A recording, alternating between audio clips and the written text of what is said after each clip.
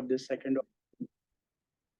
And the point there is that, every business goes through these orbits. So you do certain things, then you see growth for a point of time. And then all of a sudden it tends to flatten out. So you get these S curves. You do certain things, you get growth, you flatten out, you find the next and the next and so on. So you can't always plan where you want to get, but every time you have to look at the next step. And this makes it kind of hard in some sense, because whatever works in one version of the business stops working in the second time, and you have to keep evolving yourselves all the time. And while the business might evolve on its own, for the founders, which is you all here, evolving your own personal capabilities also is that much better. So that is what makes it difficult, and that's why we have many companies that tend to stay small rather than scale up. So that is what we will talk about today. Let me just acknowledge this so that you can this.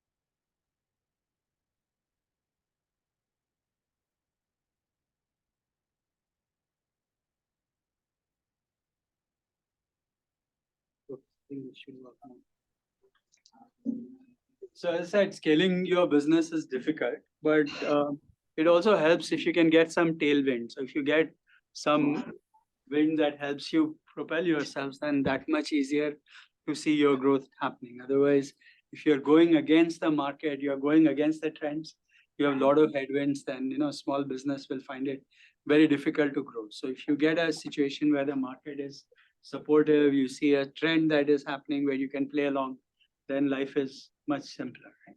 So with this in mind, I'm going to share with you 5 ideas that might help you scale. Okay? So these are 5 things that I'm going to talk about. And each one of them I'll spend a few minutes. And then again, you can pick any 5, but I sort of thought about this a little bit and I said, maybe these 5 would make sense at the business that you are in and the kind of stuff you do. So the first idea that I want to share with you is about product market fit. There's a lot of discussion we see these and otherwise about what product market fit is.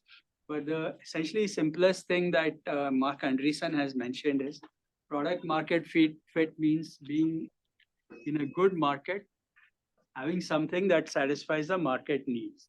And another way to look at it is this particular chart, which says that you've made a product people want. You can make the profit delivering this product.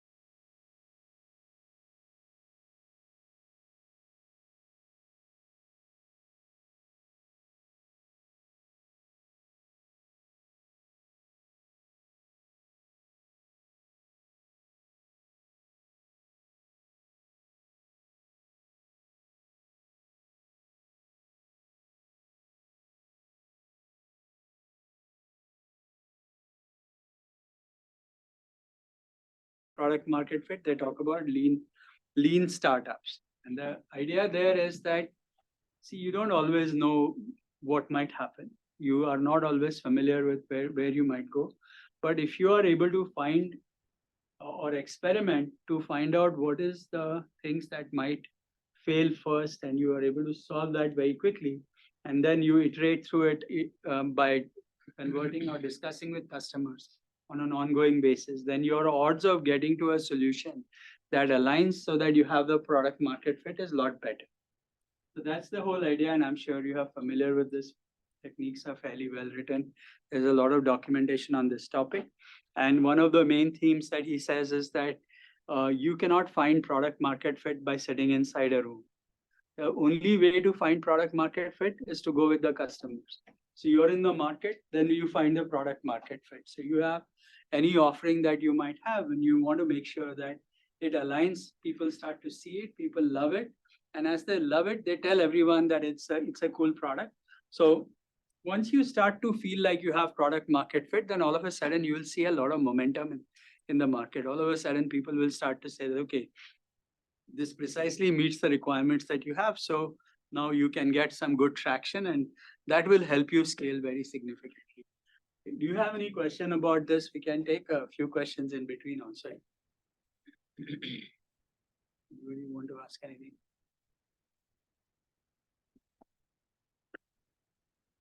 Please, you want to say something? I had a question.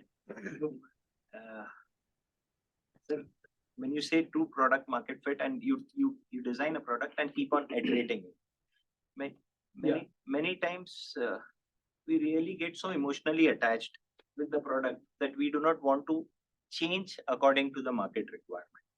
How do we change our mindset towards it? That okay, fine, the customer wants something else. So let me say one more thing, that when I'm calling it product market fit, if you are doing a service or if you're doing any other project which is not really a product in the strict sense, I'm using product as a very general term. So whatever your market offering is, even if it's a service or any like restaurants or cafes or whatever else that she offers, in all of these cases, I'm recommending the whole idea, the whole concept. If you start to feel like it meets the requirements that people have, you are able to make profit and you are able to retain the team and grow the team. That's the basic thing that you need to do. Now, if you have a product that nobody wants to buy, but you love it because you love it, then how will anybody buy it? So the ability to make profit will only happen if somebody likes your product and buys it. So if you build a product that you love but nobody else loves, you're not willing to change it, you will never get a product market. If you don't have product market fit, you'll have products that nobody buys, which means you'll have excess inventory or products that nobody cares about. And that doesn't solve anybody's problem. So that doesn't help anyone to build those kinds of products. So clearly, the whole point of entrepreneurship is to build products that somebody will buy from you. If nobody buys your product, then there is no fun in doing what you're doing. So clearly that is one of the important things to think about. Anybody else have a question?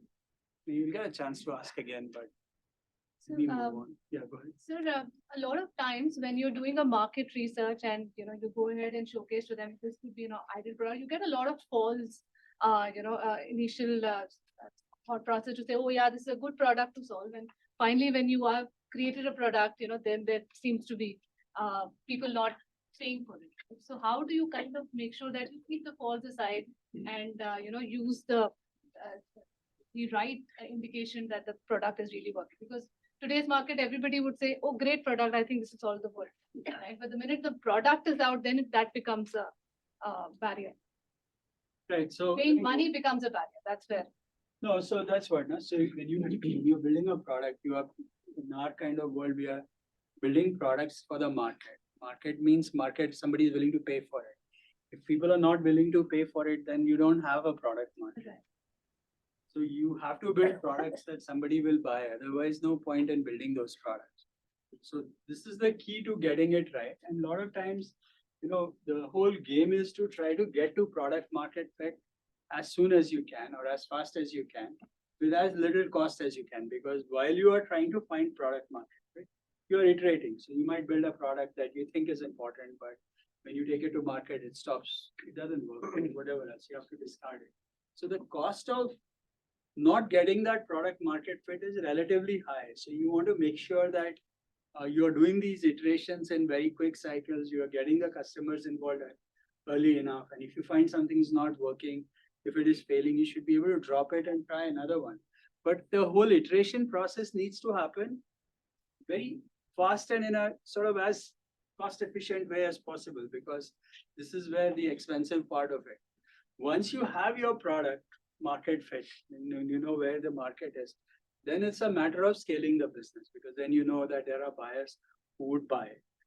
So this is like one concept. The second thing that I was mentioning here is to be focused. The idea is that once you know what you have to do, then doing the same thing again and again actually will give you margins, revenues, opportunities, and all of that. So build your brand, all of those kind of things. If you keep finding product market fit, you found that 5 customers have bought it, and instead of leveraging on that and making that whole point, if you keep moving on, you will not get to where you need to get to. So focus is a very important part for the founder, and not just in product market fit, but even in life. We have only so limited time and limited energy that if we are wasting time doing things that are not important, then we will never succeed.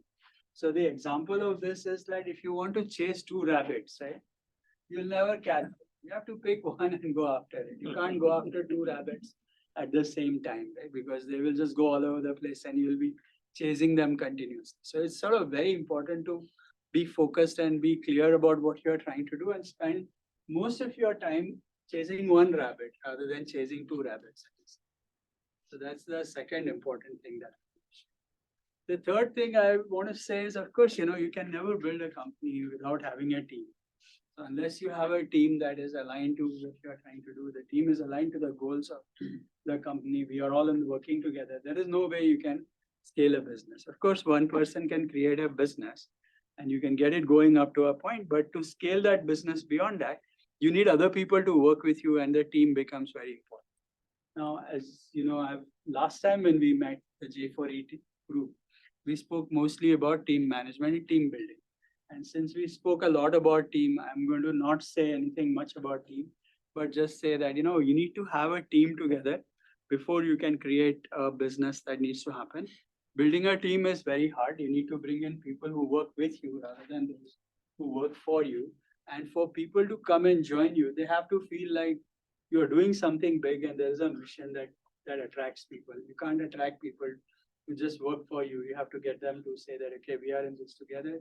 There's a big problem we are trying to solve, and then we can go after it. And since I spent a lot of time just focusing on this particular topic last time, I'm going to just skip here. And if you have any questions, we can of course take that. But that was the number 3 on my list. Anybody have questions? So, sir, I have a question. Can I ask? Yeah, sure. See, I read a lot about the way you are, contributing to autonomous vehicles design. No, actually, I don't do anything with autonomous vehicles. Sorry? No, I don't do anything with autonomous vehicles. Okay, then it was my mistake. But just if I can ask you, can we in India, help in revolutionizing the EV and the vehicle automations? Regarding that, can we do some development in India? Yeah, sure. You can do development about any topic, and definitely EV is going to be a big market in the future. So yeah, absolutely, you can do it. Okay, thank you so much, sir. Thank you for this. Thank you. But that's a good thing. Yeah. So I have a question. So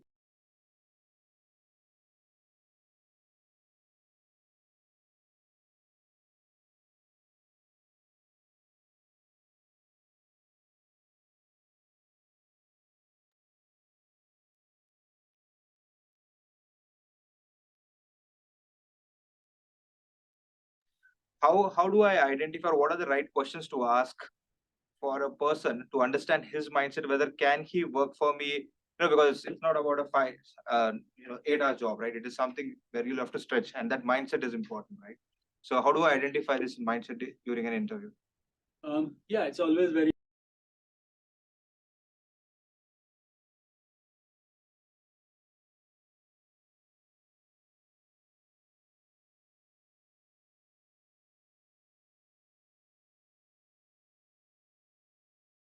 is you have to understand the motivation as to why they would want to join you. And you have to make sure that they feel motivated to the mission that you have created, where your purpose and your mission that you have. So I'm trying to do this particular thing that is attractive to that person. And then they are coming because they want to solve the big problem that you have set up. And that is what attracts people to come and join you. So that is very important. Second is you have to have alignment between your value systems, their value systems, your understanding of how you look at the world and their way of looking at the world. If you have alignment that you both agree that when you say something is black, everyone thinks that that's black and things like that. And these kinds of things become very important when you start to look at, value related issues and discussions. So if you have clearly defined an articulated value system that you can showcase and agree or disagree, what do you think about a certain thing or not? So these are questions you can ask, that do you have alignment on value system? Because that is where you will run into major issues if you don't agree with certain things, right? So that's the other thing that I would worry about when you bring in your first few employees who are working with you as potentially your partners or things. And of course, trying to get financial alignment is also very important. If they would expect salary, or they might expect certain,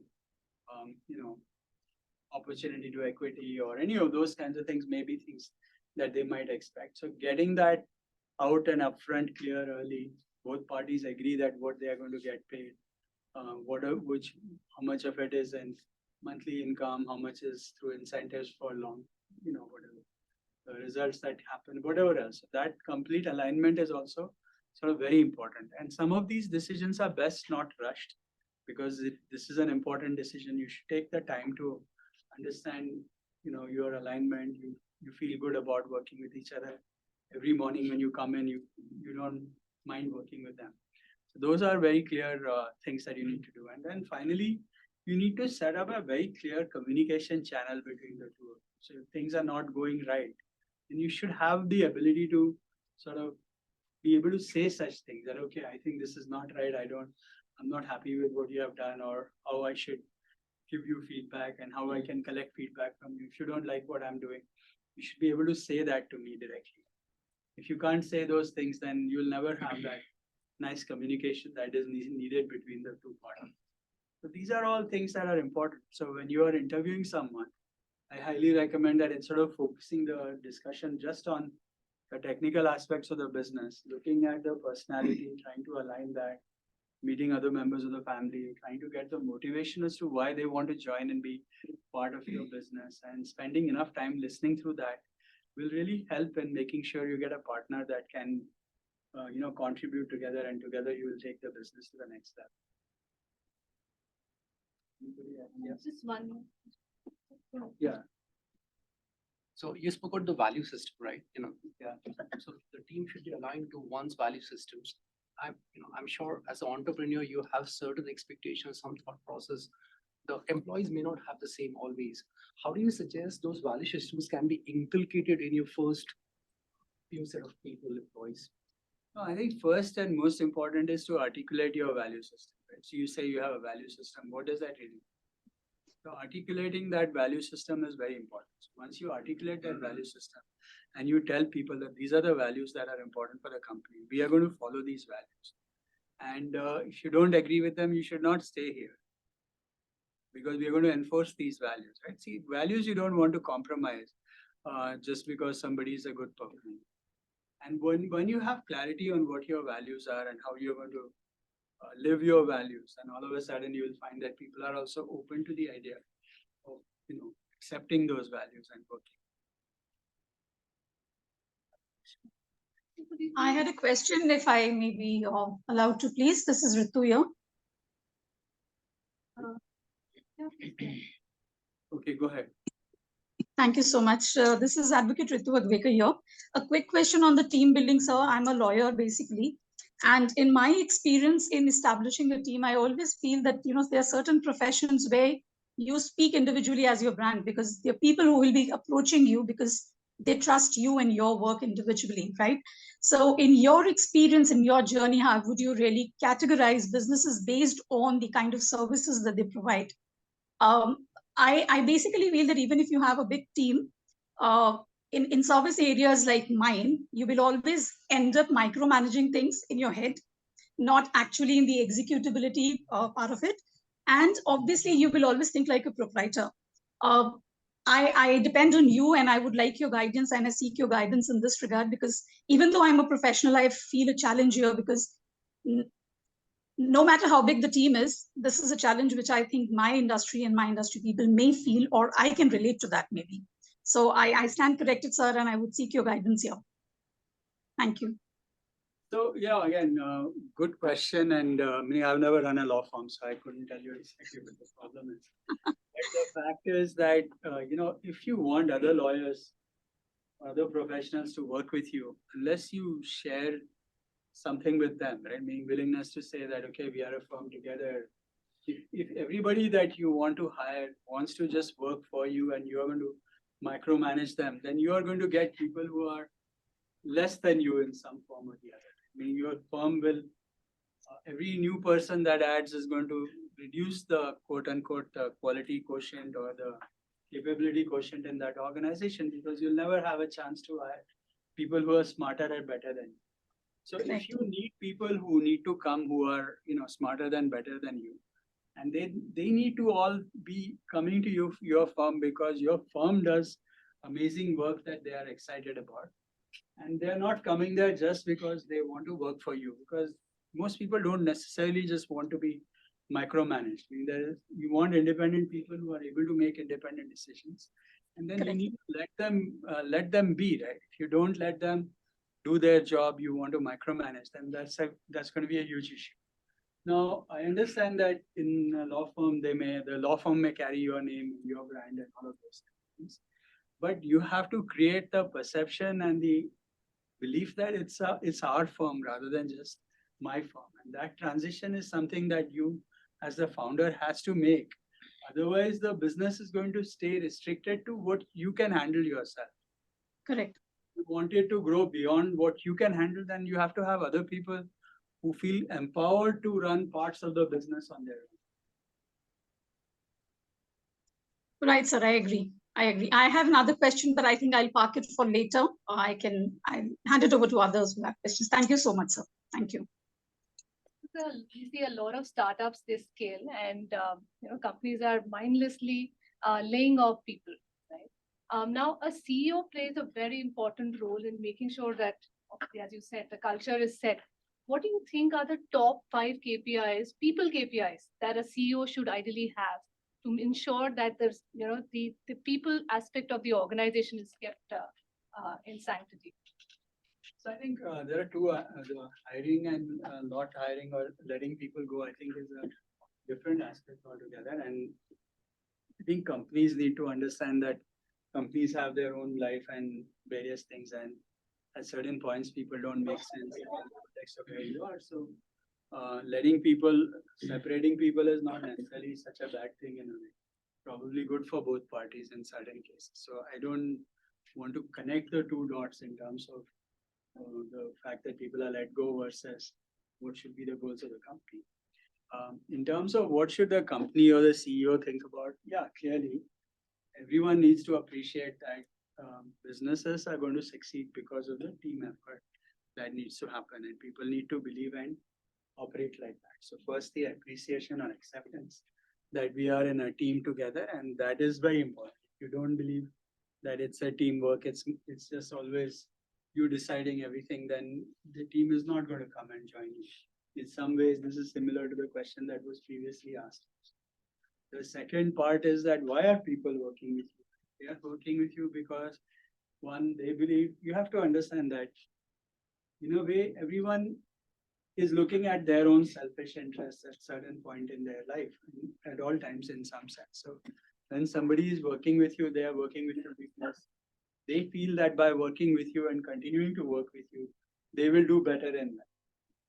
And you as the CEO of the company have to accept that and make sure that people who stay in your company are staying in your company, because anything else would be worse than staying in there. If they are always learning new things, they are learning new opportunities and all of that. And especially for small businesses, what I tell employers or senior people or people who run businesses is that, you have to provide your employees the opportunity to believe that they can always find a job at any time they want to. So job security is not about holding people in the company, but job security is about creating the environment that any employee in the company should feel secure enough that they can find a job at any moment that they want to find. Right? That exactly is the job security that you want to create. And that kind of security you have is sort of at conflict to what the CEO might think is the future of the company. Saying if I train these guys and they become really good, then they will leave, right? But the reality is that you want people to be trained and be thinking about the future at all times. And you need them to be really good so that they have the opportunity to leave, but they stay on because they see a better good by being in the business, right? So that kind of taking care of people's lives in some form or the other is an important role that the CEO needs to play. The third thing is a lot of people like to be trusted with the assignment work that you're giving. People need to have the opportunity. So allowing people to have the room to do what they need to do, treating them like adults rather than treating them as kids, is something that people expect, right? So if you put yourself in their shoes, what would you like if you are working with someone else? You need to do something similar. And I think at the end of it, there is a little bit of fact that everyone needs to accept. Just because you're the founder or the CEO or whatever else, it doesn't mean you know everything. And that acceptance of the fact that I may not know everything, and I'm vulnerable. I'm willing to listen to other people's opinions. And if I made a mistake, I'll say sorry about it. These are all important things that the founder needs to sort of keep in mind rather than see that just because he's founder, he's divine. That is not the case. Clearly, somebody who is a founder also makes mistakes at times. And if you do make a mistake, you should be willing to accept that. And if you have that kind of a rapport with your employees, where the employees see you as a leader of their team rather than just as a boss, then you will get much better retention in your business. So, yeah, I appreciate your philosophy, which you have talked just now. I would like to ask, is there any, have you ever thought of having alternative word to employee? Because if we see the entrepreneurs and the new startups and all coming up, there is a necessity of this kind of a mindset to be imbibed. So what do you feel? Have you ever thought of having any alternative? No, so I look at everything as a team, right? So that's why I have not said employers, I'm calling it team, because team is, everyone is a member of the team. You're building a team, and essentially, you're not building an employee business. So online participant has one question. Yeah, Neha, you can ask your question. So my name is Neha Karikar. I'm a practicing company secretary.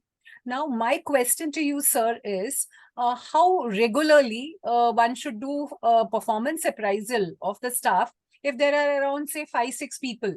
Okay. So how regularly should we be doing this kind of an exercise? So I think there are two parts here. I think one part is to have continuous feedback. So you need to have a way where if something happens, there's an activity that you find something has gone right, wrong, you should have the ability to have feedback, or I would not call it appraisal, but definitely a feedback session that needs to happen very regularly. Actually, the other thing that people need to do, and this is something that we have done in various places, and I see this happening in very successful organizations, is to do like a post-deal, post-activity session where people look at what went right, what went wrong. So analyzing what worked and what didn't work in, say, the last week or at the end of a project or something like that. That's a very viable thing. I actually read a book, more for a podcast just last week, where he was talking about being a fighter pilot who runs F-16s and other things. And they said after every sortie, which might last like 45 minutes to 1.5 hours, for next 4 hours, they go and sit and evaluate every single call that was made and why, what happened. And when you make these calls, they may be a wing commander in it and there may be a young lieutenant, but they all speak as one team members, and anybody can find out what happened and what didn't go wrong. So, each one of them has the ability to give feedback. Right?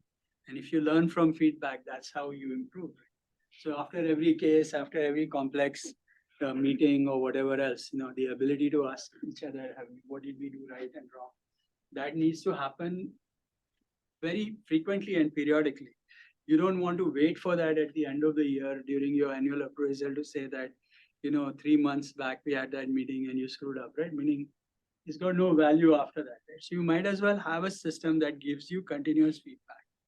And then of course, some of these things cannot always be written down. So every maybe 6 months is a pretty good enough time in a small business to maybe provide some written feedback, especially to the junior people and otherwise as well, where you have written feedback from both sides to say that, okay, how was the performance during the last 6 months and did we do like what we thought we should, or whatever your KRAs and goals may have been, have you met them? I would think that having the continuous feedback and having the ability to respond and create an environment where you can give feedback to each other is a very, very important aspect of what you need to do to set up your business. Thanks a lot, sir. It's like quality circles, I could say, maybe in some way. Yeah. Thanks a lot. Also depends on which function you are reviewing probably. If it's a sales function, probably you will have to review weekly for a small business. Sure. It's a finance business. See, what happens is when you try to do these very formal performance appraisal type discussions, they are all very intense. They take a lot of time and they create a very they don't create a very nice peer relationship. It's always the boss has to give feedback and all kinds of complexity comes in with it. So doing that too often is also not very, very beneficial, right? Having meetings where you do analysis of what happened, what went wrong, what went right, is a very useful thing to do. And that need not be a performance appraisal. It is more of a, evaluation of what the actions were and all that. Performance appraisal tends to be very much an evaluation. You want it to be more a developmental exercise. So I learned something together and then we found something useful and we all learned from each other every day. That's how I'm trying to separate these two activities. Okay, number 4 on the list that I have is cash flow. Okay. And this is kind of very important. I'm sure all of you are very much in the midst of it. So I'll recommend 2 books here for you. And I'm going to recommend this particular book, which is actually very nice. I don't know how many of you have read this book? Any of you read this book? Any of these books? No. This is a beautiful book. It's a fairly old book. Amongst the books I have distributed this, one of the most I have cited this book very often. This is a beautiful book written by Ram Charan. Ram Charan has written many books, many more than 50 books, I would think. This is one of his earliest ones, and he says, what the CEO wants you to know, how every company really works. And in this book, he talks a lot about how to manage cash and cash flow. He talks about his own personal examples. He talks about velocity and turns. And I think it's a very easy to read book. It's easily a 2-hour book. So you can take it on a flight and read it before the end of the other side. It's a small book. It's available on Kindle as well. And it's available in Amazon and everywhere at very low cost. Okay, so I highly recommend reading the book. Okay. So the thing here is he talks about, instead of calling it cash flow, he calls it cash generation. And his idea is that you have, cash in the business, you spend some of it, and you're left with some cash, which is then available for your business in the next situation.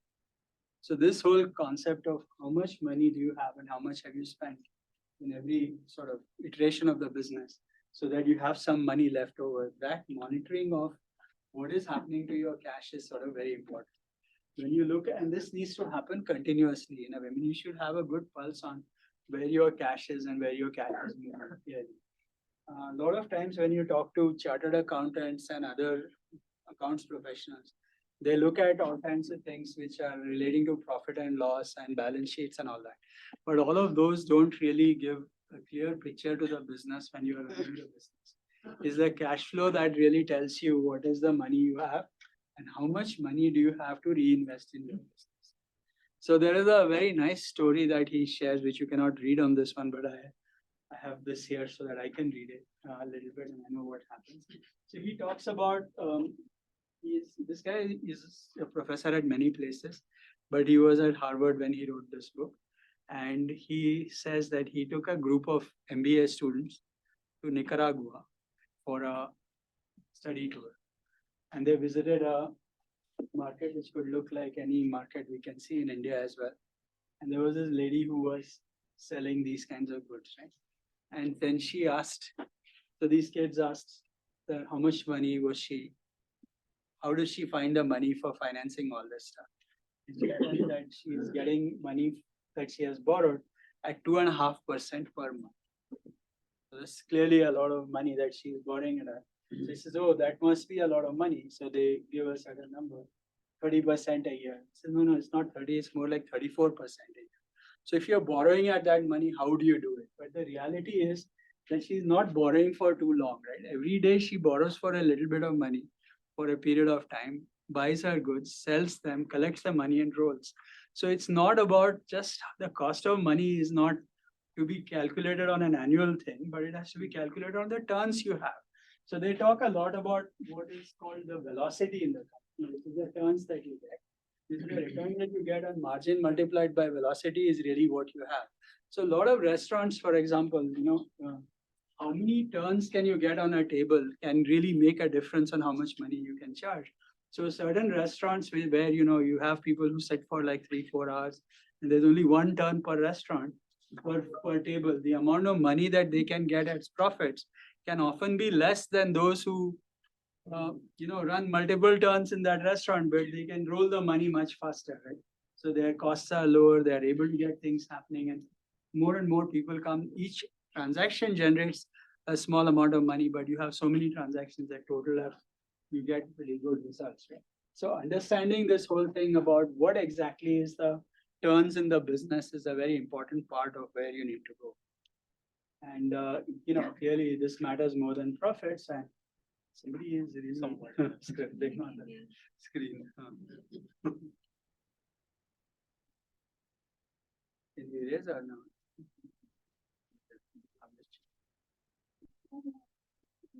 Inform Jagdish. Jagdish, yeah. Jagdish, can you Stop it? just check your pen? Stop the pen. Yeah, thanks. Okay.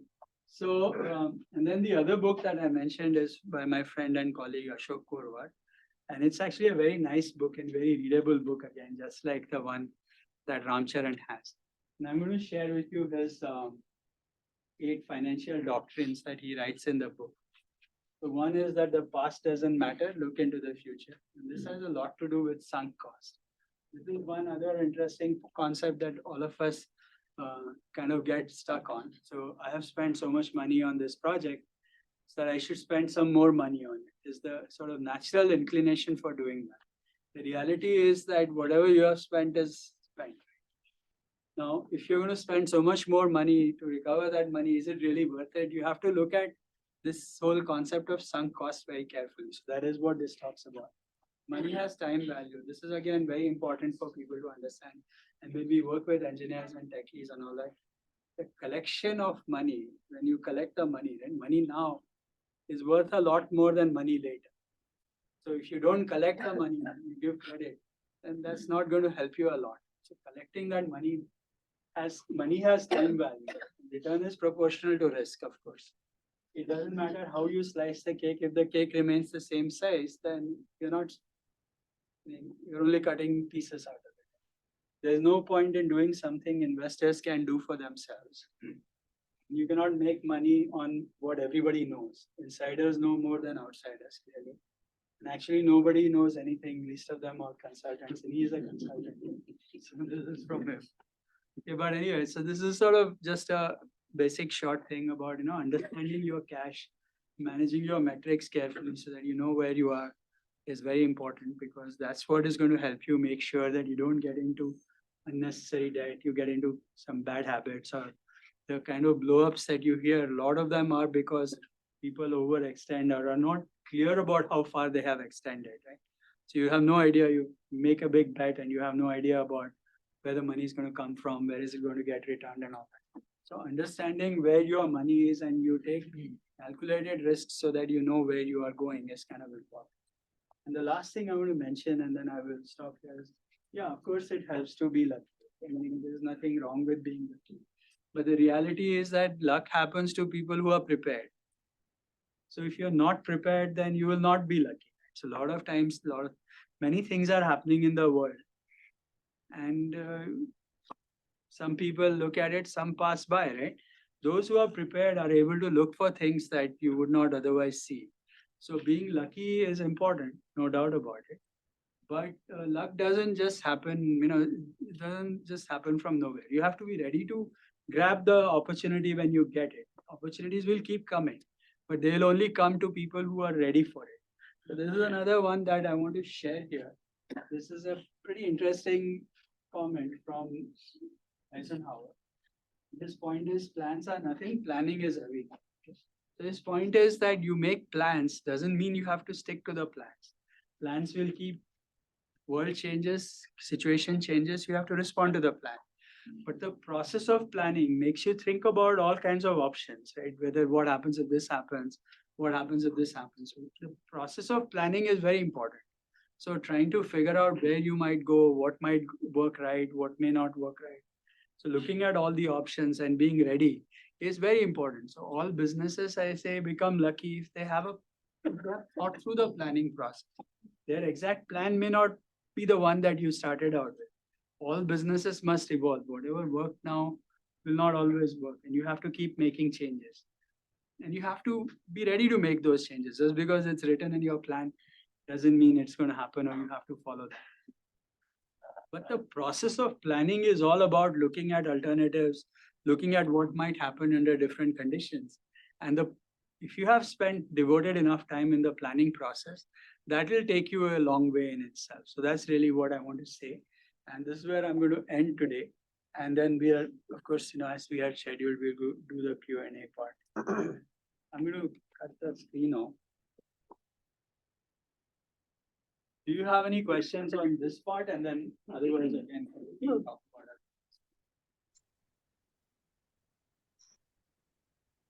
I had a question. I mean, whenever it's permitted. Okay, all the online questions, we have these online posts, so they will tell you who's the.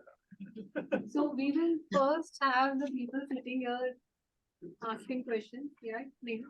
Yes.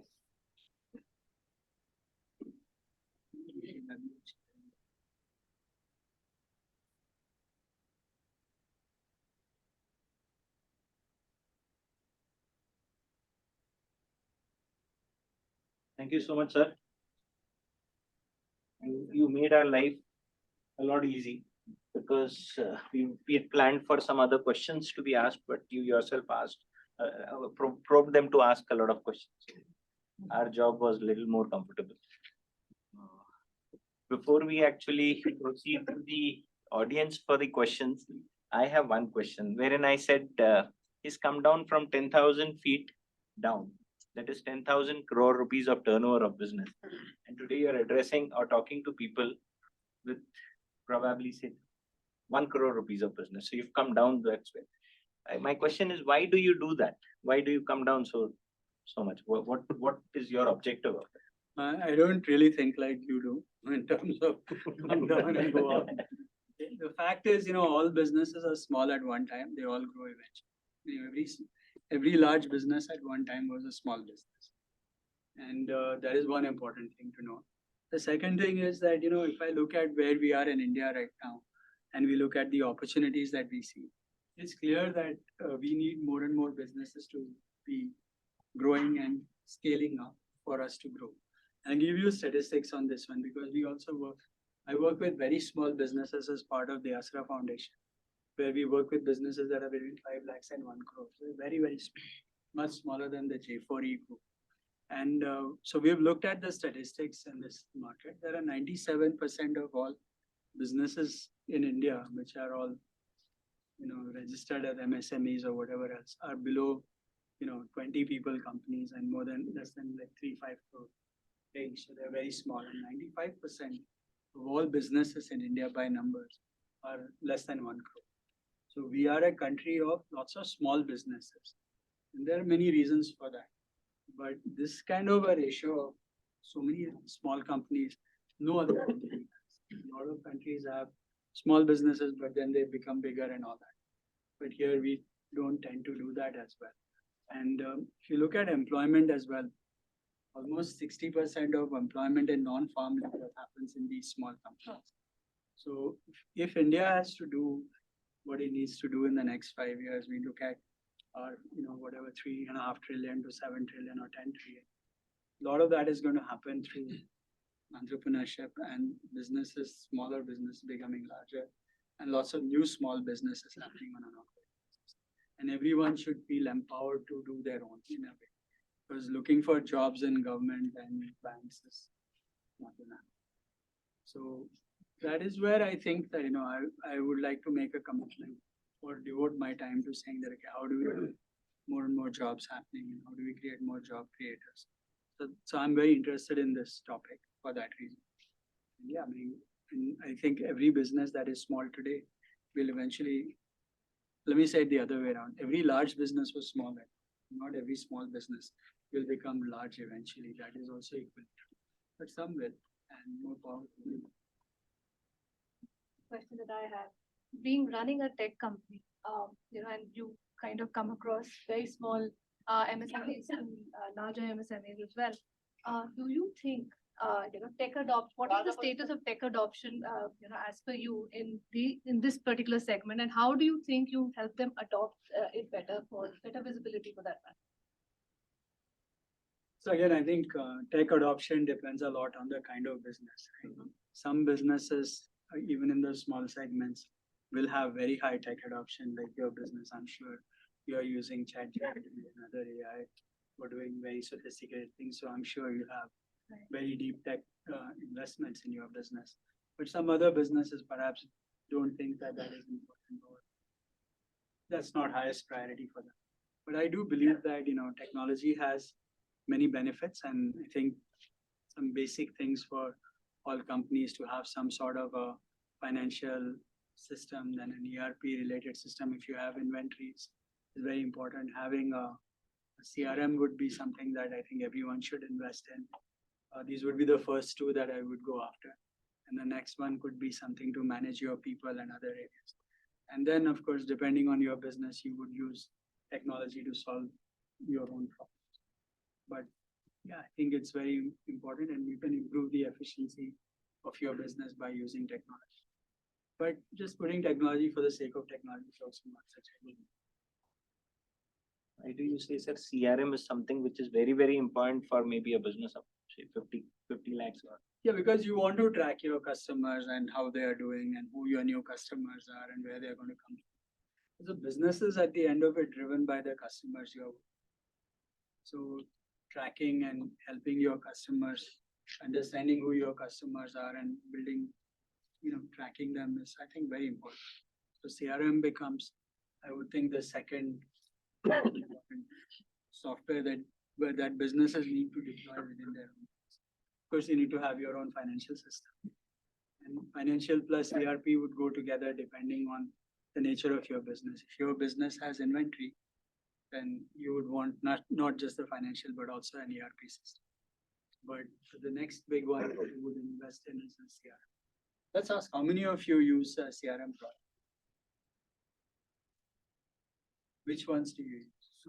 So I have my own customized CRM system. You? Customized CRM with websites. About Easy words.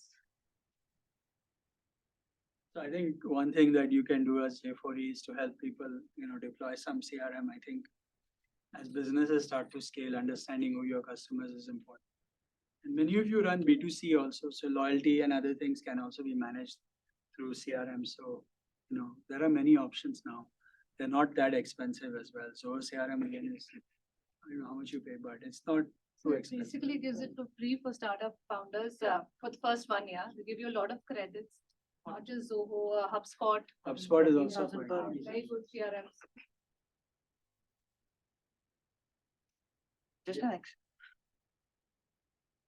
Just an extension to the question that Ritu and Neha asked a while back about CEO and teams.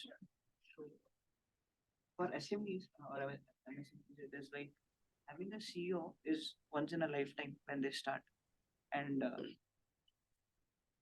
if it's a first generation organization, then it's a baby which has been grown for a few years with you. And now you need to give that organization to somebody else who's smarter than you. You have to give it away. I'm not suggesting that you need to hire CEOs as much as hiring other people who work with you.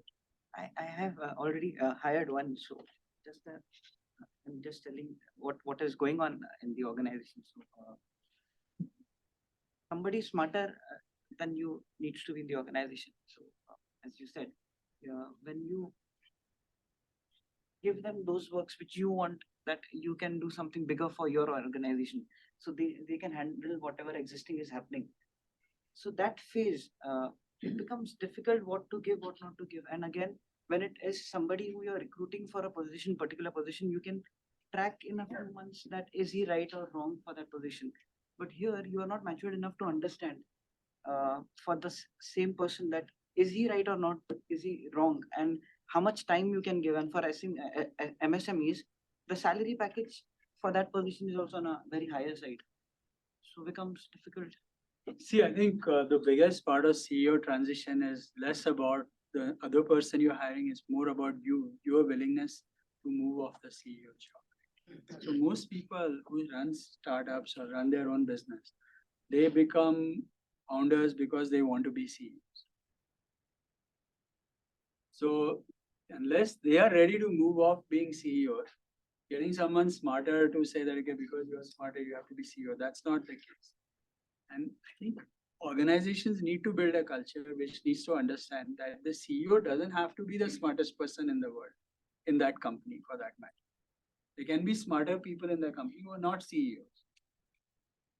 But if you're the founder of the company, you started the company because you wanted to be CEO. You bring somebody else to be CEO, you will not let him do his job, right? And it's a disaster. So it is important that before you hire a CEO, you hire someone, first you have to find out that you are ready to move off your job and you have something else meaningful to do, that you're happy to not be CEO. That really troubles you when it is difficult, because it's easier, like to not being willing and to trying to actually understanding that you're not willing to do it. Overcoming that also, then there comes a part of trust that what you are doing, is he justifying the same rule? What you are doing, is he giving the same? It won't happen, right? It's a different person, right? He'll do something different, of course. That's what I'm saying, that, unless you are ready to move on, bringing another person to be CEO is not a very smart thing to do in a small. I've got two questions. I'm into solo business.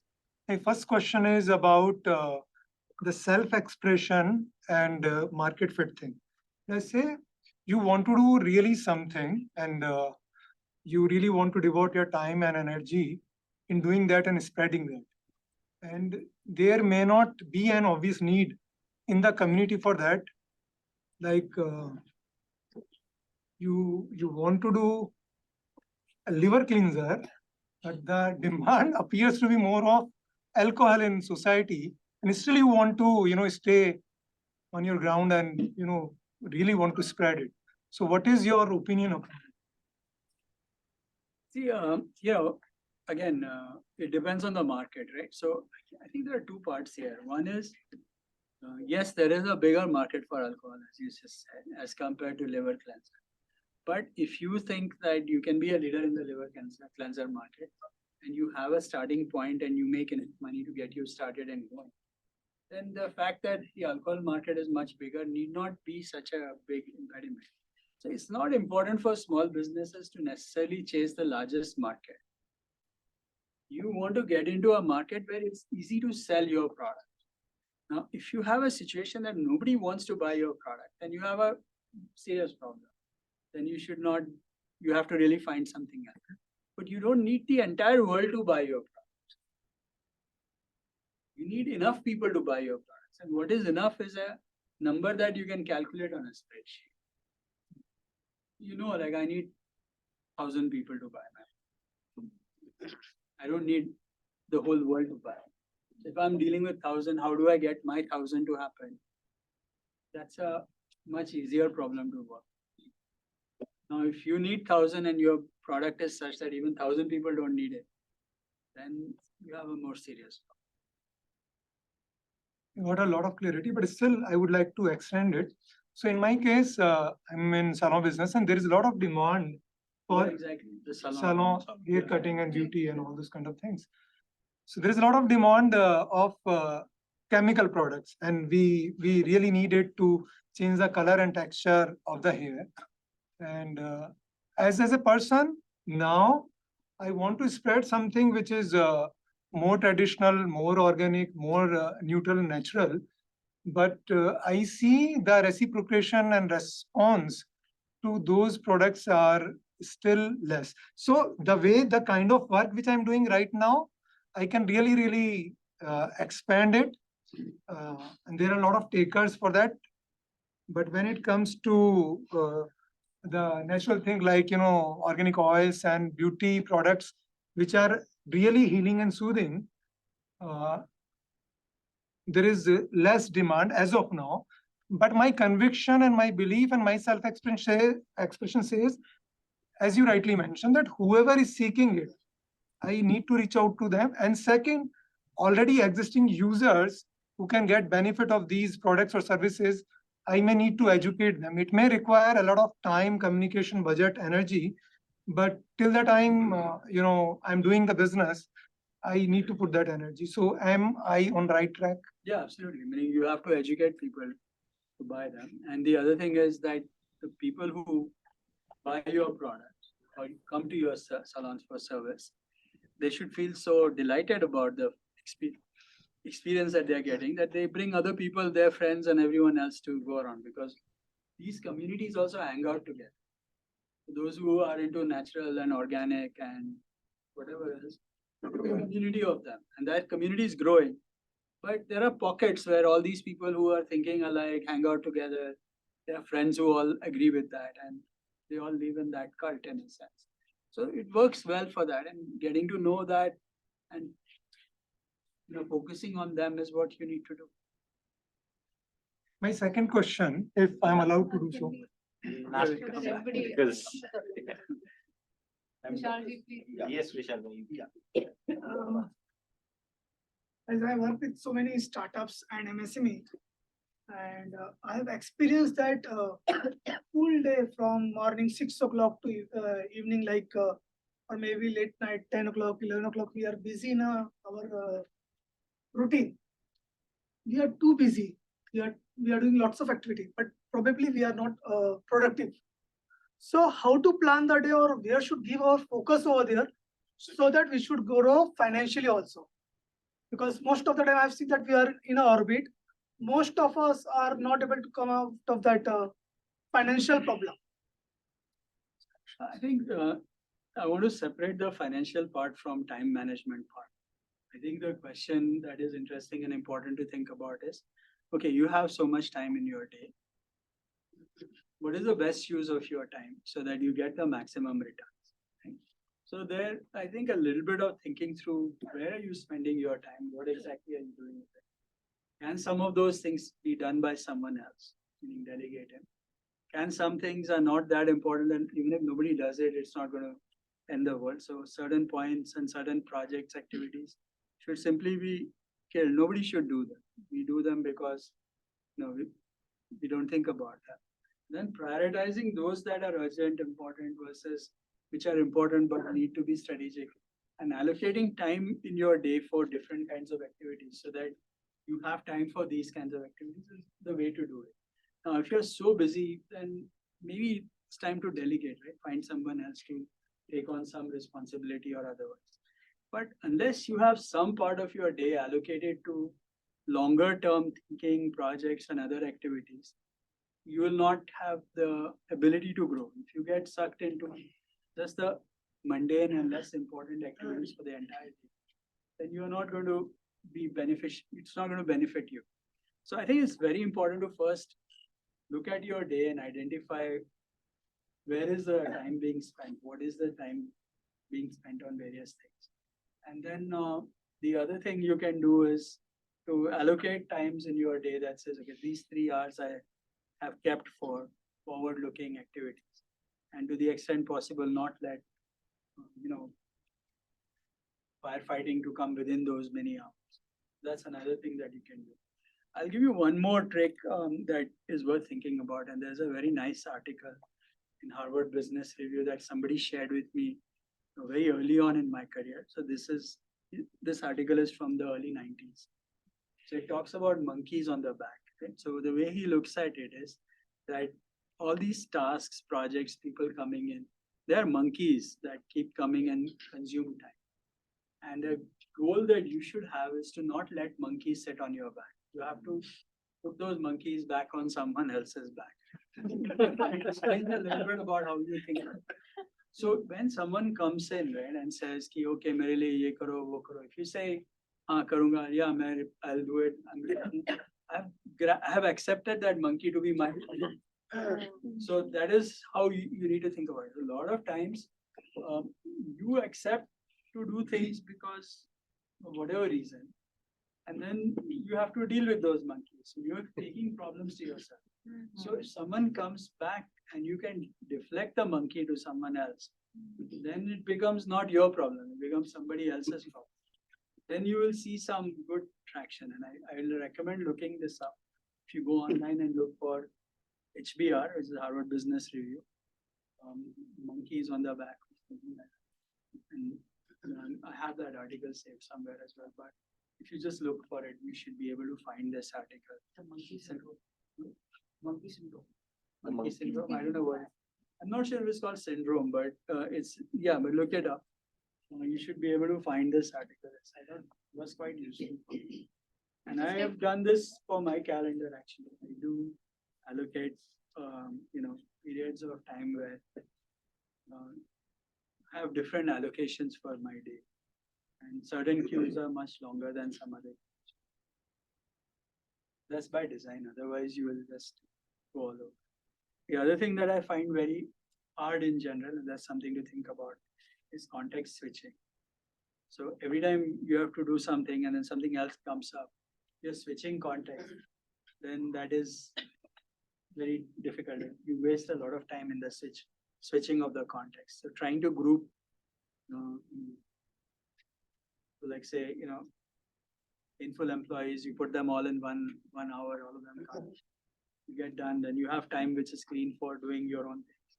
So allocating time where you are sensitive about the gaps that you have and the time switches can also help a lot. The other thing that people are talking a lot about is this whole Pomodoro technique, whatever.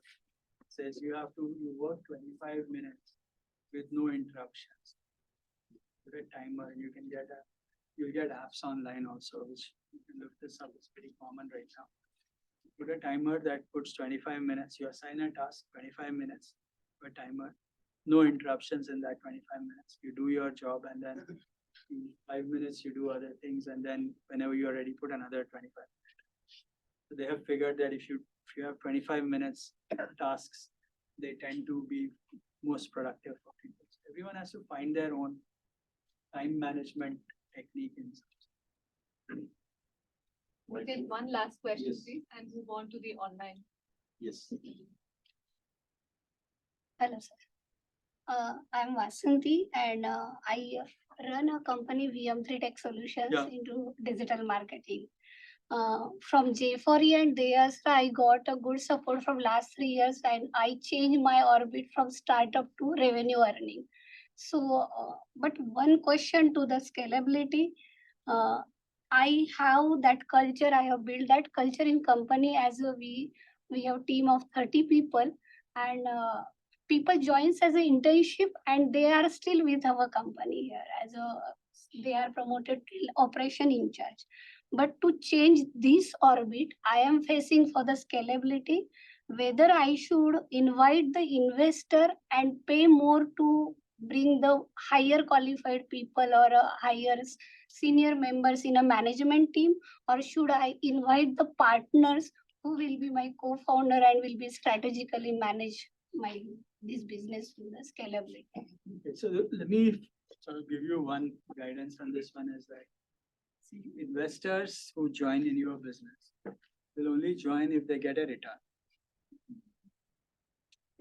So this is something you have to understand, that when you open your business to an investor, the investor is looking at return. Return meaning not return that you get every quarter or every month.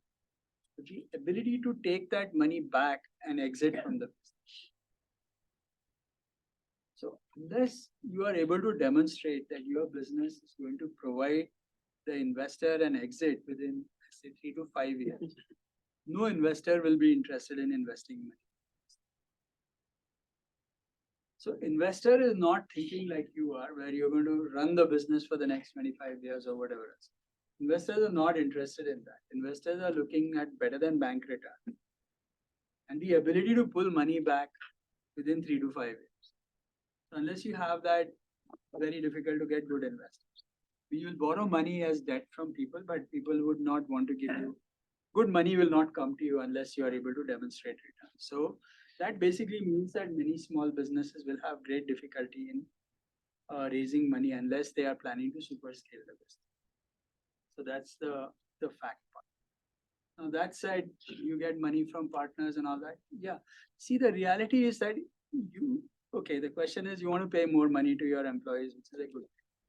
But you need your business to generate that money that you're going to pay to your employees. Borrowing money to pay employees where the money is not getting returned, earnings from the customer is not going to give you anything. So you have to really study hard and figure out, are you at the right price point with your customers? Are you able to charge enough money so that you can pay your employees the salary that they get? If that equation is not working out, then it's not a good situation. Borrowing money or partners or even investment will not solve your particular problem because you pay more money. By paying more money on your P&L, you will start to see a loss. Then no investor is going to be happy with it. So you have to find a way to see, are you making enough money on your services? Why should people pay you twice the money that they are paying you right now? These are the questions you need to ask and pursue. And then if you are able to improve your yield in some sense in your business, then your ability to pay is that much better. I have a Yeah, question. what We is these just guys go decide? online and ask a few questions, then we come back, sir. We have that. Hello. You have questions? Online people are there? There are a lot of questions. Hello. Hello. I have a question. Hello. Yeah, You yeah. have to We call can out. hear you. Yeah, myself, Dr. Sanjay Lakde. We are running a business incubation center, and we find that there is a challenge for changing the mindset of engineering students to go for entrepreneurship and startup, especially in Maharashtra. So how you suggest to change the mindset of students? Yeah, again, you can't just easily change mindset of students. And another thing is the students that are the problem. It's more the parents than the students. And the reality is that unless people see a chance or believe that they can see, you have to show examples of people who have done it and other people from the community, from the group who have made that happen. Then they will start to feel like it's worth doing. You can't change people's mindsets very easily. I think, again, at that level, those who are doing engineering, not everyone needs to become an entrepreneur immediately after college. So just go after the ones who are coming. More will come if they see success from the ones who are there. In continuation with the same question, I have got one. Can I ask? Yeah. I'm Dr. Srinivas from Sholapur, and the question is from student only. So student do not have any experience but would like to have to start their own business immediately after completion of their graduation. They have developed the product. They have succeeded in the national competitions. They won the competitions also. But they are asking whether they should start right now, or is it too early for them, or they should go in company and get some experience and start. Sir, your thought and advice for the So, student. see, it all depends on what product the product they have has product market fit. Then it's worth thinking about. What I find in general is that competitions, you don't really get product market fit. That is not a good place to say that just because you won a competition doesn't mean the product is good. Product is good if customers are willing to pay for it. So I think thinking through that, and that takes a lot of time, and you should spend time to make sure that there is product market fit. So figuring that out is important. If students have that situation, and all the very famous guys have dropped out of college to do the Microsoft or Dell or for that matter, Zuckerberg and Facebook and all. They all dropped out of college because they found a product that they thought would make it happen. So there are examples of that. So I don't know if there is any clean answer on it. It all depends on the individual, it depends on the situation, depends on how ready they are with their product, do they have the team, and also what kind of financial backing either they have from themselves or from other people who can give them the money. Because you can't start a company with no funds. So the role of the institute also plays. Yeah, I mean, if you fund them, then Okay, can I invite Swini from the online team to ask the question next? Yeah, thank you so much. Sir, good evening. I'm Swini Deshpande. I'm HR consultant and running consulting firm almost last 10 years. So we provide strategic human resource services across pan India as well as abroad. So my question is, we want to expand our business globally.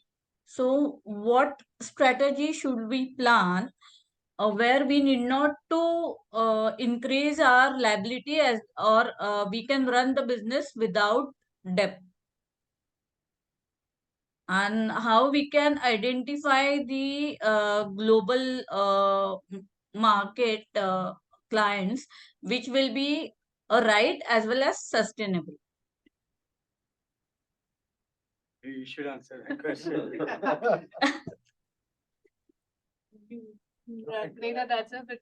Just my experience, I think if you need to scale, on a global perspective, you should ideally look at partners in that particular areas, the partners that you can trust, and allow them to sell your product. So that kind of helps better because they have more coverage in the area, and customers trust them because they're in that specific geography for sure. So that's anything else. Okay. Yeah, so see, the other thing is that if you're low on money, then the only way to make this kind of stuff scale is to find lots of business and have short-term businesses so you can collect money fast. And then if you have that kind of a situation and if you're really building something that's unique, you can even ask your customers to pay you in advance or build out your payment terms in such a way that you can manage your cash flow gaps that you have. So I think a little bit of that is something you may want to think about.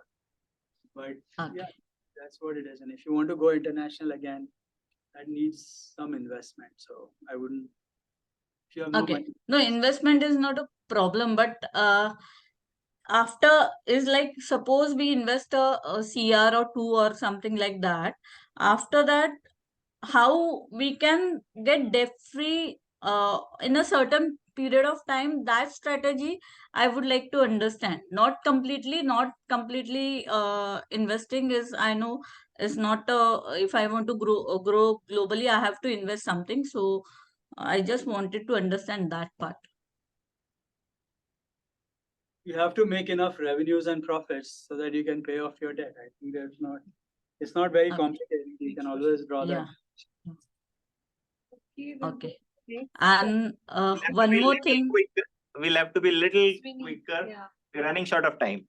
Yeah. So one more thing, actually, being into HR consulting and recruitment, I'm very much interested to have a tie-up with persistent system. So is it? We can take it up later on. You can connect with the HR team. Okay, no problem. Thank you so much. So our head of HR is Yogesh Patgaonkar. You can write to him. Okay. No problem. Thank you, sir. Thank you so much. Okay, Gaurav, can you please say your question? Let's do this. Let's take 3 questions at a time. Yeah. Okay. Yeah, thanks. Hi, sir. Good evening. My name is Gaurav, and I have IT startup into services. So I have one of my partners as well.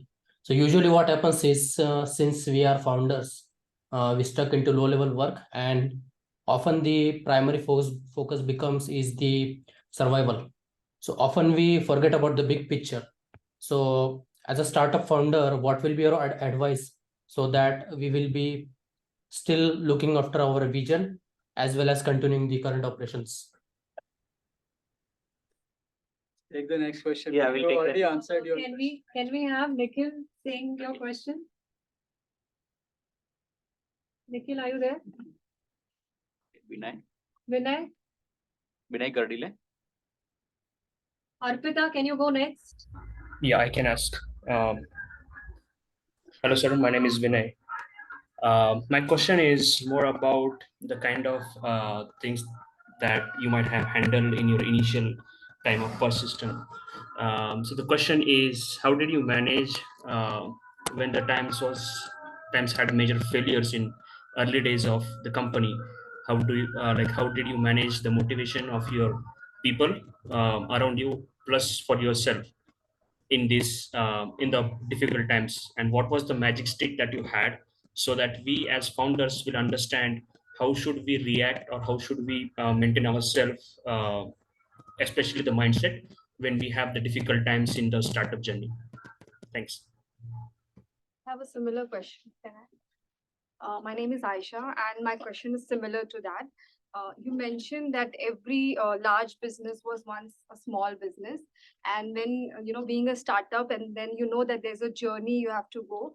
So there are times and situations where there is an emotional imbalance, and motivation is required, and all those stuff, negativity. So how do you? I want to understand from you that what did you do when you were at that path, and how would you keep yourself motivated? Okay, so again, the fact is failures or things not going right happen at small business, they happen at large businesses as well. So this is a continuous thing, they happen in life as well. So I think it's just a matter of staying focused and being clear about what you want to do.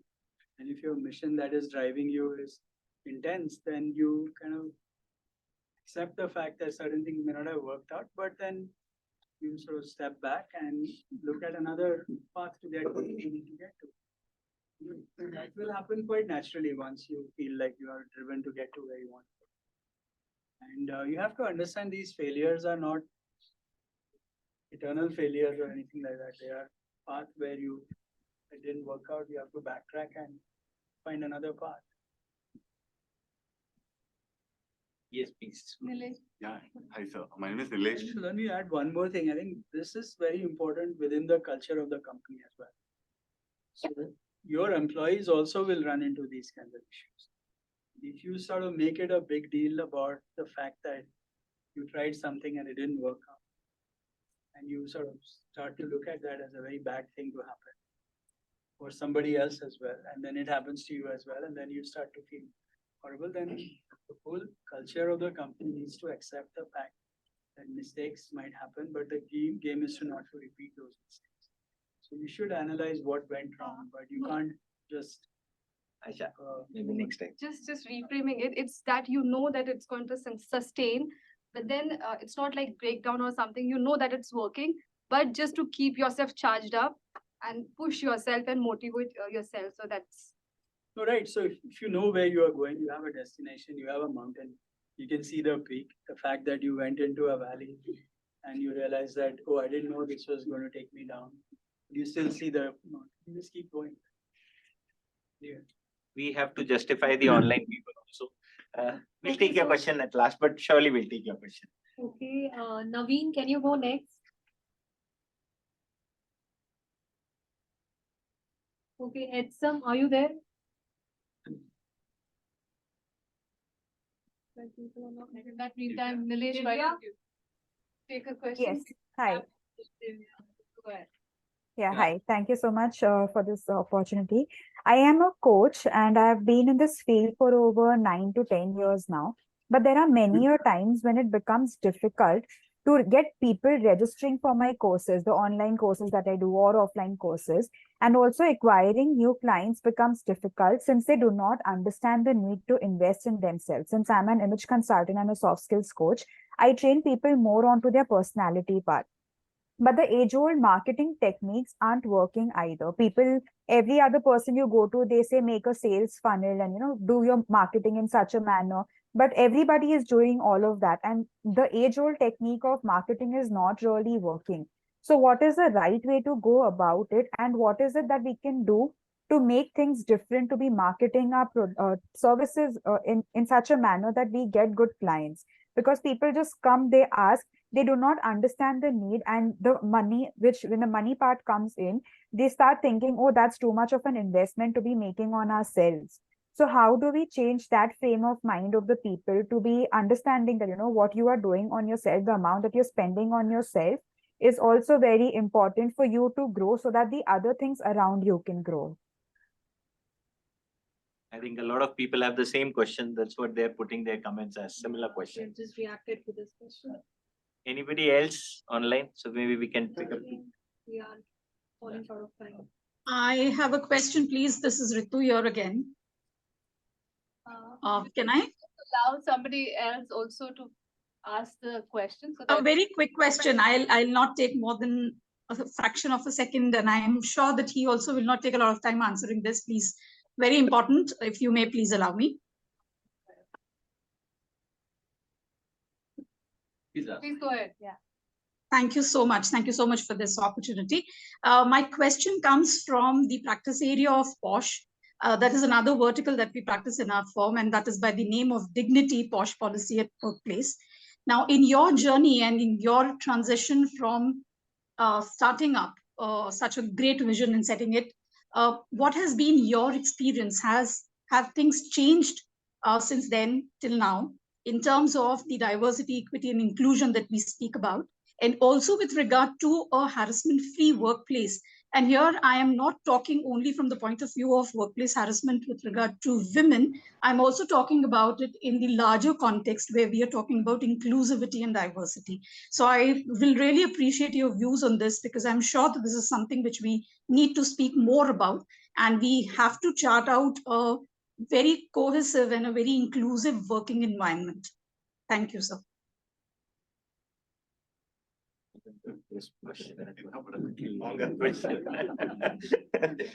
Hello. Sales.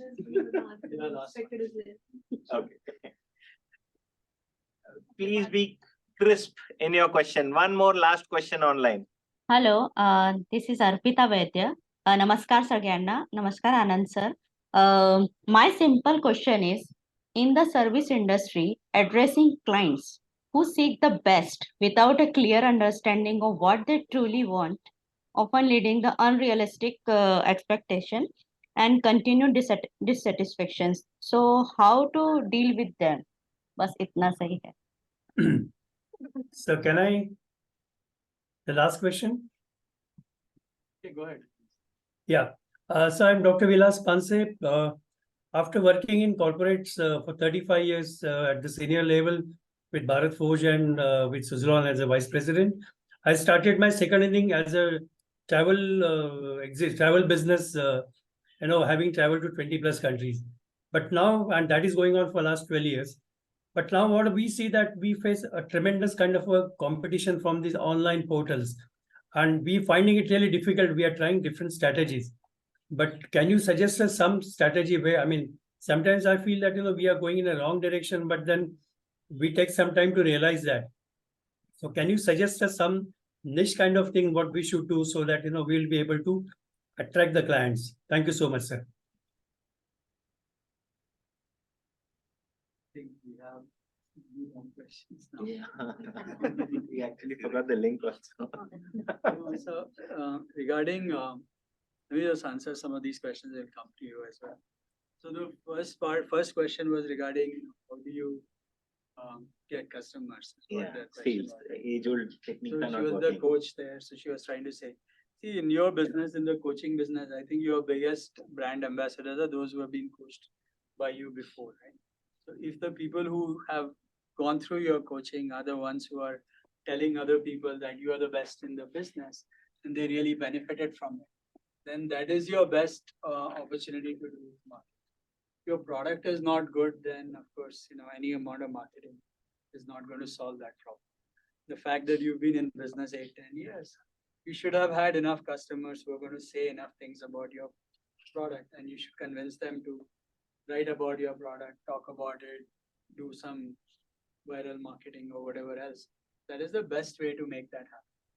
The other thing you might want to think about is that why should coaching be only a once and done type activity? Maybe you need to set up your program The people who have come to you once and liked it should have more things to come back to. You get continuity in your business, same people keep coming back. You have a reason to help them for much longer period. Maybe create a subscription model of some sort, whatever else, right? So there is a way to make these things happen, but there is no success without customers. So finding customers is very critical, and retaining customers and ensuring your customers generate more customers is really the key to success, right? And your business is quite competitive. There are a lot of people who do coaching, so finding some uniqueness in that may be a good way to think as well. Regarding the posh question, I think it has become important in the sense that people are talking a lot more about it. But the fact is that, yeah, meaning it's always been important to provide respect to everyone and do those obvious things which are happening, and companies need to think about it at all times. Now, there are fairly well-defined ways of how you are supposed to respond to many of these things. So I think it's a fairly well understood practice. It's very important. And more companies need to explicitly adopt these policies. And I'm glad that you are providing this as a service. I'm sure you can go to more and more companies and offer this to people. Thank you, sir. Thank you. Run a session as well on this. It will be a good one. I don't have any specific value addition that I can provide. The third question was The travel agents. travel agents. Travel, yes, sir. Yes, sir. See, it matters. See, you have to find your own niche. Okay, so I think this may not be the best time to answer your question at the moment, but you have to create some uniqueness in your travel. Maybe you have to understand your target market. Are you catering to executives who are looking for leisurely travel versus experiences versus whatever else?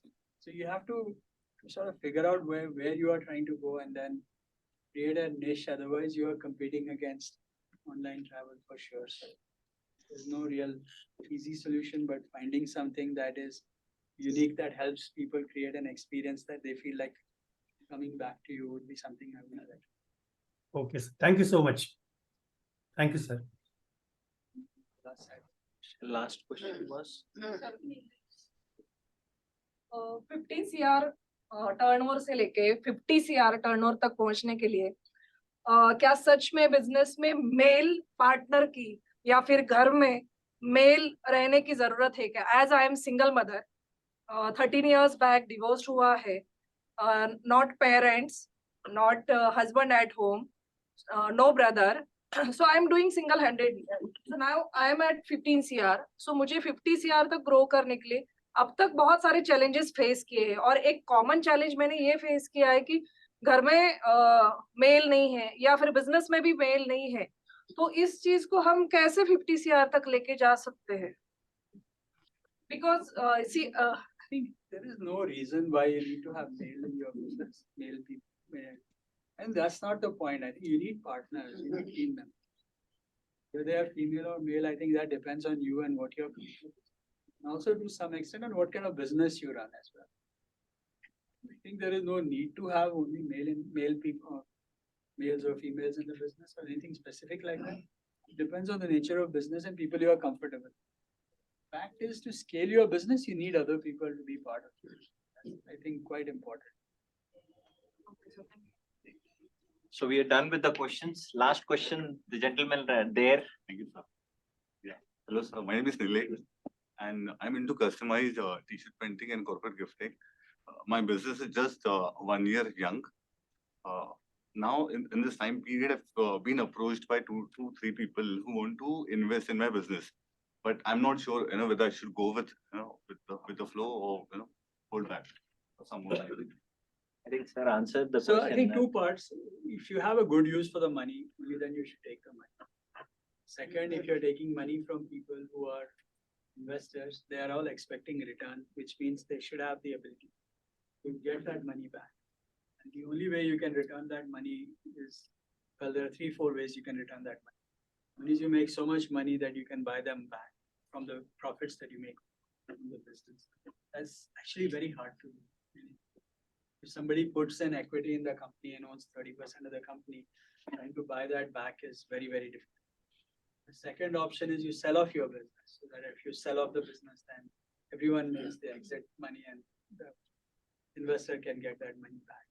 Third option is that someone else buys the old investor and puts more money in the business. That's the third way that can work, that he can get an exit. And finally, you merge with someone else and you sell off your equity and your investor also sells. Unless you have clarity on how you can provide exit to your investor, taking money as equity is not very smart enough. If you are taking money, this is the most expensive money. Debt is cheaper than equity in a growing business. So, yeah, I mean, it's a question you have to ask yourself is what is your plan? Why do you need the money? How will you make the money really count? And how can you return that money? All these questions, there is no one clear answer. It depends on each situation. But all I can say is that, you need to think about all these options. I can do this, I can do that. What are the trade-offs? And then with the information you have, you make the best opinion that you can make. Because this is going on since last 4 to 5 months, have kept everyone on hold. Have not been able to come to a decision on this. Thank you. Thank you so much. Thank you. Thank you so much. Thank you so much. Can I request Vishal Bhai to come on the stage and share his views?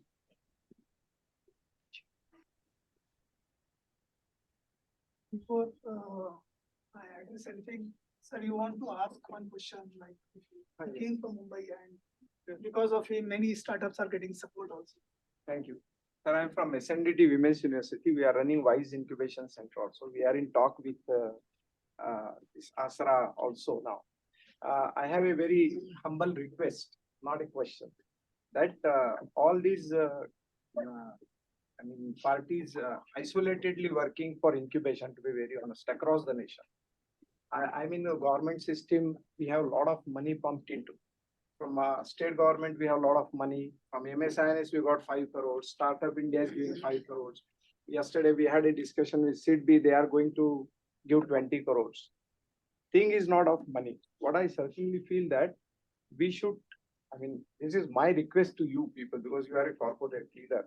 Can there be any mechanism wherein corporate, all these government agencies and academia come on one platform and address to this combined kind of a comprehensively problem in the form of a T-hub, which we can establish in Maharashtra as M-hub, not only exclusively for women, because we are working in women, but I certainly feel a lot of very important role of people like you who are corporate leaders to play in bringing all these players on one forum and have something concrete policy for the state. I think this is very humble submission of mine. So now I have friends who are working on startup policy and be happy to provide your feedback to them. Personally, I have left the startup space. I don't do anything with startups. So I do very small businesses, which are lifestyle businesses out of the ASRA. They're not going to become VC invested. That's not their mission. They're basically trying to make a living and self-employed. And then I'm working a lot more with trying to take a 20 crore company to 200. So that's my other side, which is where the second orbit comes in. Startups, I think there are too many people. A lot of people have opinions. I am not spending too much time on it. But I'm happy to introduce you to other people who are part of the startup policy. I think there was a meeting recently and my friend Vishwas Mahajan is on some committee. He had invited me to some event. And yeah, there is a set of people in the chamber also here who are trying to help Maharashtra government with the startup policy. Yeah, I would like to share. Thank you for this. I was a part of that team for framing the policy, national policy for women. And the suggestion was made, and I got a Startup India communication and MSMES communication that we can go together, MSME and startup together for women. So that development has taken place, but I certainly feel a lot of very important role of people like you. And that's, I'll just add a minute there. T-Hub, even Odisha government are doing exceptionally well when it comes to startup funding and bringing up startups in the region. I think somewhere Maharashtra, because it's known as the hub of business, is still not coming up with the solutions for startups. I think leaders like you can actually push that forward. Thank you so much. So I just, first of all, I would like to thank Anand sir, anyway, officially Vineet sir with you. But the session is really wonderful, and I'm highly inspired by Anand sir as well as Deyasra, because we startups are like really clueless what to do next, what should be our activities. And for the same purpose, I strongly follow Anand Deshpande sir as well as Deyasra. So I just want to cover two success stories, because today Anand sir is already having huge occupied busy day since morning is out. And today that Persistent Foundation event is going on in first floor, and he's always there. But because he has given a time to us, he's here. So thank you so much, sir. As he has mentioned about Deyasra, so I just want to cover two successful stories. We have a number of successful stories in Deyasra for the J4E members. So I would like to ask Sandhya if you can share in a minute and 90 seconds time your experience about Deyasra. Thank you, Vishal, for giving me this opportunity. नमस्कार sir. मला देयासराबद्दल सांगायला खूप आवडेल की मला त्यांच्या अमूल्य पाठिंब्यामुळे खूप साऱ्या संधीज मिळाल्या. त्याच्यापैकी 2-3 मी मेन्शन करू इच्छिते. माझी ready to cook gravies as a hamper म्हणून तुमच्याच मुलाच्या लग्नात मला प्रेझेंट करता आल्या. म्हणजे लक फॅक्टर जो म्हणतो तो तिथे आला आणि तो मी एक्झिक्यूट केला. उद्योग मार्केट कनेक्ट प्रोग्राम जो आहे त्याच्यामध्ये माझं 50 एंटरप्रेनर मध्ये सिलेक्शन झालं आणि त्याच्यामध्ये घरकुल बरोबर आम्ही बल्क ऑर्डर बरोबर काम करतोय.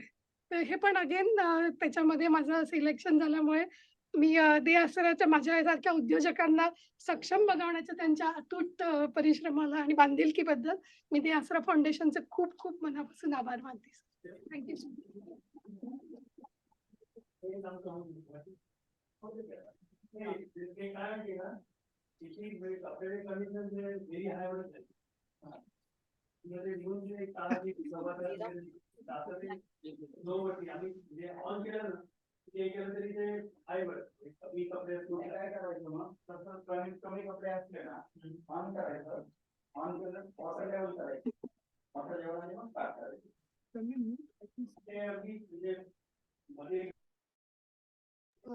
Ratnawali Ingle also, she was running a cafe. Before COVID, she was having around 21 cafe, and after COVID, she was having 0 cafe. And again, she became the part of J4E, as well as she got one award through Deyasra. She got personal mentoring from Deyasra team also. I just want to share her story also.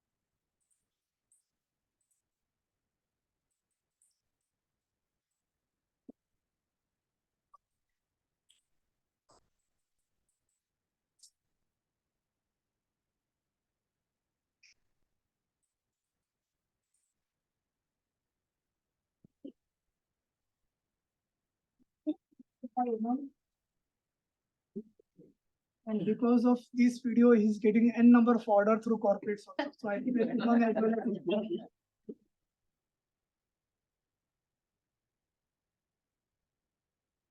is really deep in as well as history, extremely wonderful acts also. I'm sure you'll have 1,000 even before. Thank you. Thank you.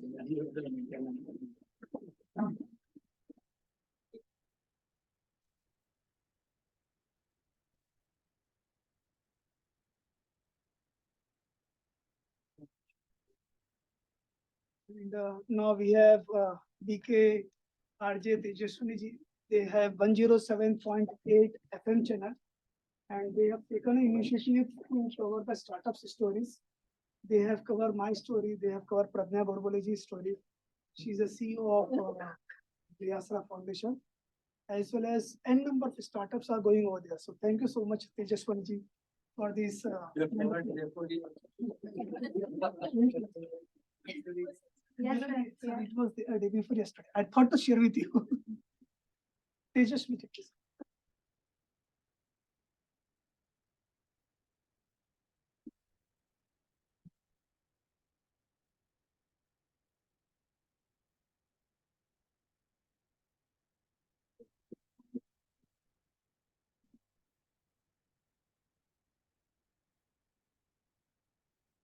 Same way like Bharati Vidyapeeth is also supporting us a lot. They are supporting lots of students over there by giving lots of knowledge to them. And they have invited us also over there. Like we are 4 people on that day and we have encouraged over there. So this is inspiring students also over there, and it is a encouragement for us also that we should contribute to the society. So I would like to thank Nawal sir. Please. So I request Sachin sir, I'm extremely sorry. Sir. So please And come he's on. my team, sir. Very rightly Sir, said, sir, we must promote the team member. I keep talking to him. Sachin sir, please come. but he's our main inspirator in fact. Yes. And then I request these students Yeah, I also. can invite all of them. Yeah. So Yeah, they also So join us. whenever we have events, they always give us an interns over there. So I request all the interns. to invite them. Thank you. Thank you, sir. All the Thank you. students. Yes. Thank you. You allow me just one line I would like to add. In his book, Good to Great, Jim Collins has talked about good and great organizations. He says there are good schools, good organizations, good business houses, but there are very few great organizations. Very few great people. And here is an example. I would request you all to give a very big hand. Jim Collins has given how these good businesses become great business houses. Great. Here is a best example. He is a human library. So we are really inspired. Thank you very much. Can we give a standing ovation to him? Yes, we will.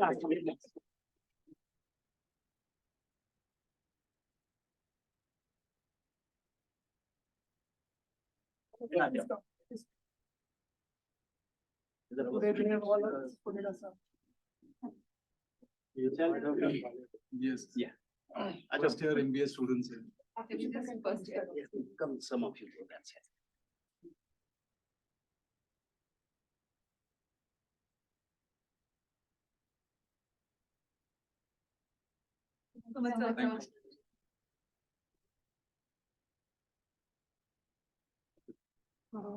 Same like we have Ashish sir from SNDT, and they are supporting a lot of the startups. And they have selected Sapna's company also. And they got an opportunity to get addressed by Modi ji also. Around 500 startups were selected. And she was one of them. Around 5,000 startups have applied worldwide. Among them, only 500 startups were selected. And she's one of them. And I think 130 from India. Your first Stanford, yes, 130 from 7 countries. 7 countries. Please.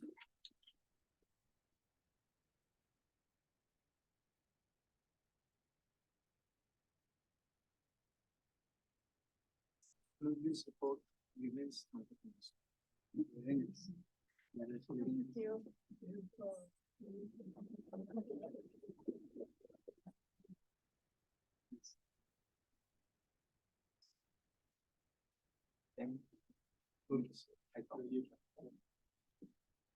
And same way, I would like to thank all the 4 hosts. Like, I would like to request Dharaji, Jambu sir, Vinay sir, as well as Neena ji, and especially Istam. It was like around. Do you have other booklet also, Dharaj?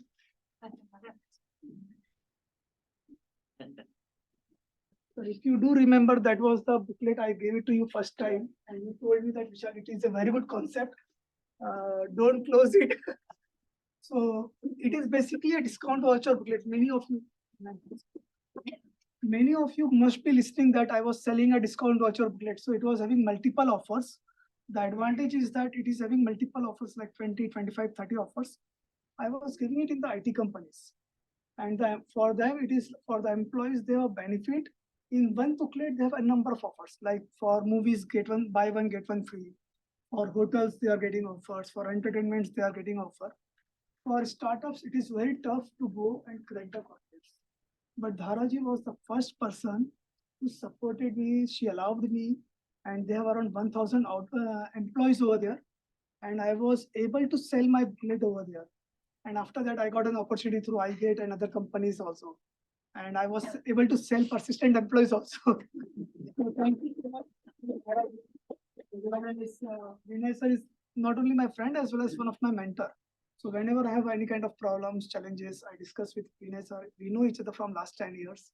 So importance of mentor is like I have Anand sir. So we know that at least we get a direction. Otherwise, आप में से कई बार ये होता होगा कि we are clueless. करना क्या है? आगे क्या करें? And when you are right mentor, we get a direction what to do next. So it is always important to have mentor. And now we have Neha ji also, and Vaibhav Deshmukh sir is like corporate HR manager in Venkis. So he's giving opportunities to come and meet them, and he's trying if people can able to supply something in Venkis also. So I would like to thank all of you. Thank you so much.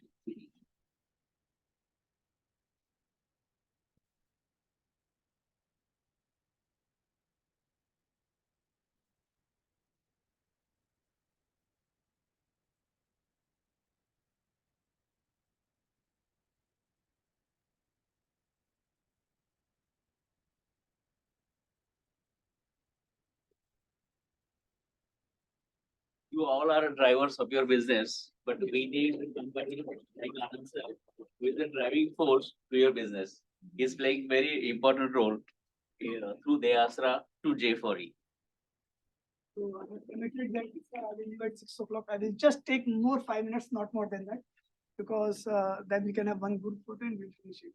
Because he have one more meeting and he has to leave over there.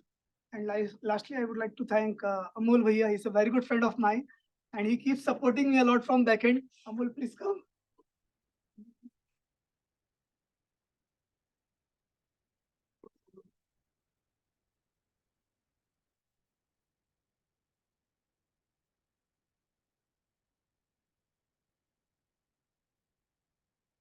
Lastly, we face lots of challenges and sometimes we get surrender. And we have Shraddha Gupta. She lost her husband during COVID time. She lost her mother in the same interval time. She have 2 kids at around, one is like around 5-6 years and second is around 8 to 9 years. And now, before joining J4E, she was like hesitate to speak people also, but now she's leading a very good team in J4E also. So, thank you.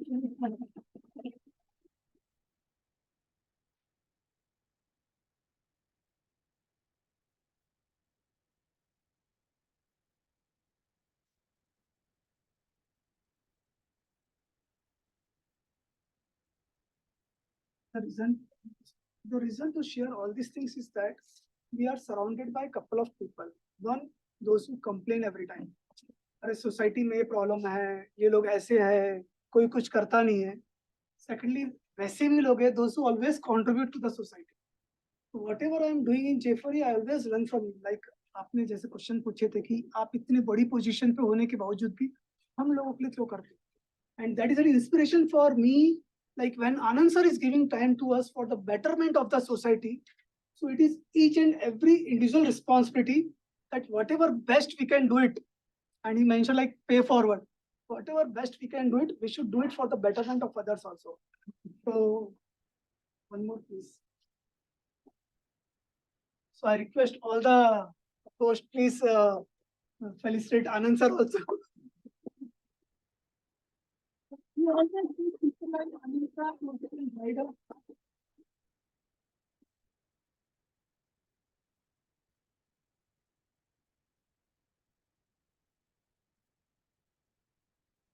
So that is like today's session was like, it is again a contribution to the society, whatever best we can do for all of you in terms of knowledge directly from Anand Deshpande sir. And I can give it to Vinay sir for the vote of thanks. And then we can have a group photo. Yeah. And then the session will be over. Yeah, we have, excellent. We have Rupali ji as well as Deepana ji. Thank you so much. It is always better to inform.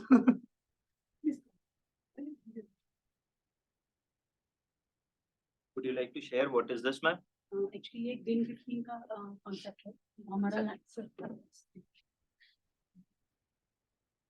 हम landscaping में last 17 year से काम कर रहे हैं corporate level पे pan India level पे कर रहे हैं तो ये हमारा एक अलग कॉन्सेप्ट है ग्रीन गिफ्टिंग करके तो मैं हमारी कंपनी की तरफ से आनंद सर को देना चाहती हूँ क्योंकि आज उन्होंने इतना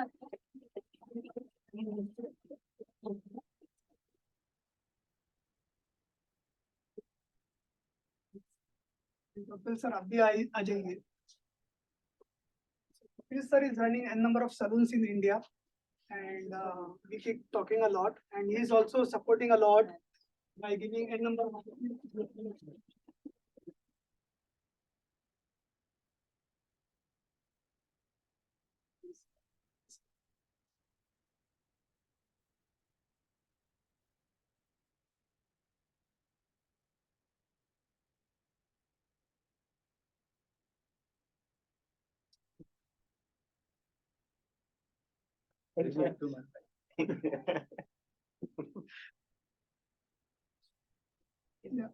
Yes.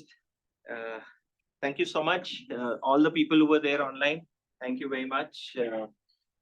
You who were offline, such wonderful questions, and my sincere apologies in terms of if I've been harsh in saying that no more questions from me as well as from my co-host.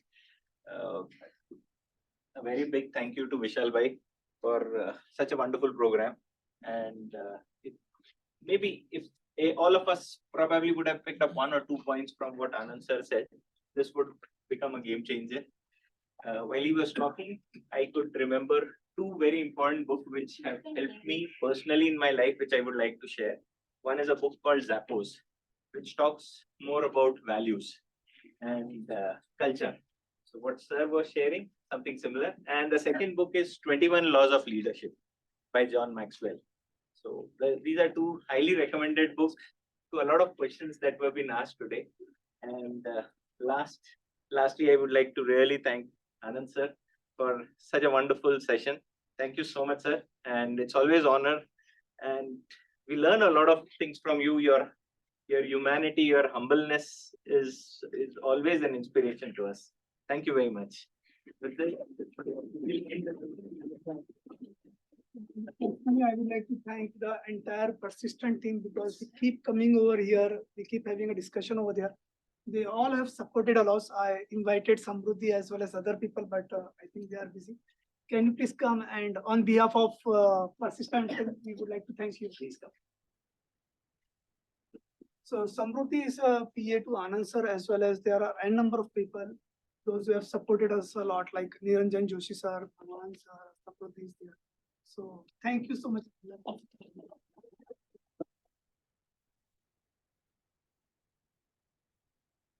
Group photograph. Will you lead? Yeah, please come. Now I have to leave. Already we are 5 minutes late. So we can have quick photo and then we can.